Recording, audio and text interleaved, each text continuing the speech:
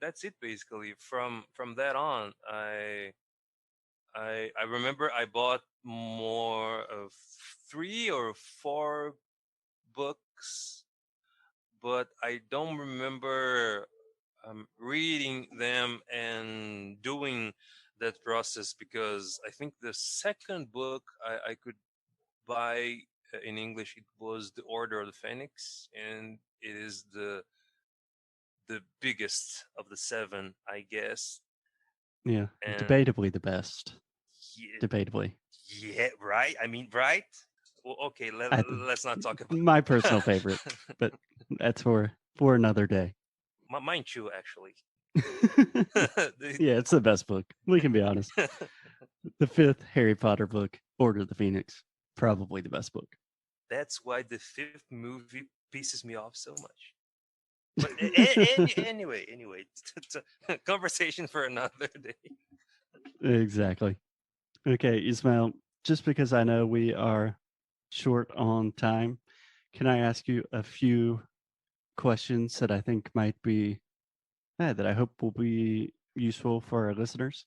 Please, please. I think I'm talking too much already. No, it's great. It's wonderful. That's what I want you to do. The process of reading, especially nowadays, especially during a pandemic, I think it's hard for anyone to read anything in any language.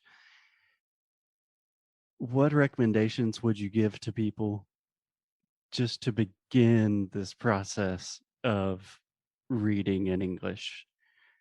Like, do you have any words of wisdom or encouragement that you would give to our listeners? Well, if you like to read, if you already I mean, if you already like to read in Portuguese, you are already one step ahead. You Exactly. you can grab any any book or any article that you are interested in and try and read it in English.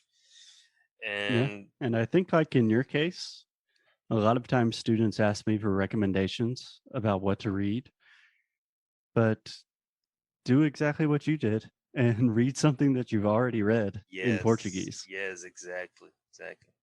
Yeah, it's a great place to start. I also think it's important to note you said if you read in Portuguese, you're already one step ahead. If you do not read in Portuguese and you don't have the habit of reading in general, I think a good place to start is probably start reading in Portuguese. And Yes. then when you develop the habit, when you develop the muscle of being able to read consistently and making it a habit, then you can probably switch to English.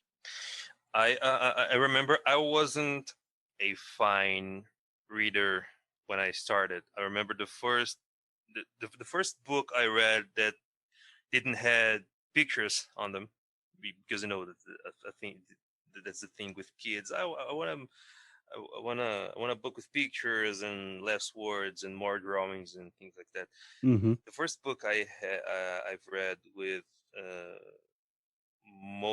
with lots of text, it was The Hounds of Baskervilles. I don't know how to pronounce Baskervilles in English, but uh, it, Yeah, it, exactly. it, Baskerville. it is a famous Sherlock Holmes novel. And the Portuguese version I got, it was like 150 pages, more or less. And I remember as a kid, maybe 12, 13 years, I remember taking 1 week to read it, about 1 week. And these days, I read, if I'm interested in the story, I read like 100 pages in a day, easy. Yeah, you could crush that in 2 days pretty easy. Yes. So Yeah. started to like reading. It's an important step. Yeah. I think it's also important to note that a lot of people get overwhelmed or intimidated with the quantity of reading. Like, oh no, I have this huge Harry Potter book and it's 700 pages. I really recommend focusing on the amount of time you intend to read. So you can start very small and just say, today I'm going to read for 5 minutes. It doesn't matter if I read 1 page or 7 pages. Then tomorrow, do it for 10 minutes. But if you can maintain a consistent schedule to read, that's a lot easier than trying to say, okay, I'm going to finish this book in a week or something like that. Yes, totally agree. Cool. So, Ismael, unfortunately, I have to run, but we should definitely continue this conversation later because it is a very interesting one. I think your story provides not only a lot of good insight, but a lot of encouragement and hope to a lot of our listeners because it's a really common story. But at the end of the day, here you are speaking English perfectly.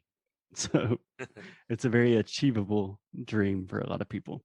Yes, yes, and personal experience, this speaking and understanding, it happens when you less expect. You like it just clicks, you know. Oh my god, I can understand. Oh my god, I'm speaking. Yeah. Yeah. I always say learning a language, but really learning anything. It's not a linear process, which is to say it's not like you progressively get better and better.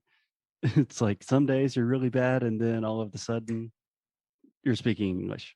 Yes. And that's kind of the way it works. Yes. Cool. Ismail, I really appreciate you coming on the show, and we should definitely do it again soon. Well, thanks for having me. It was an honor and a pleasure to. My pleasure. Ciao. Ciao.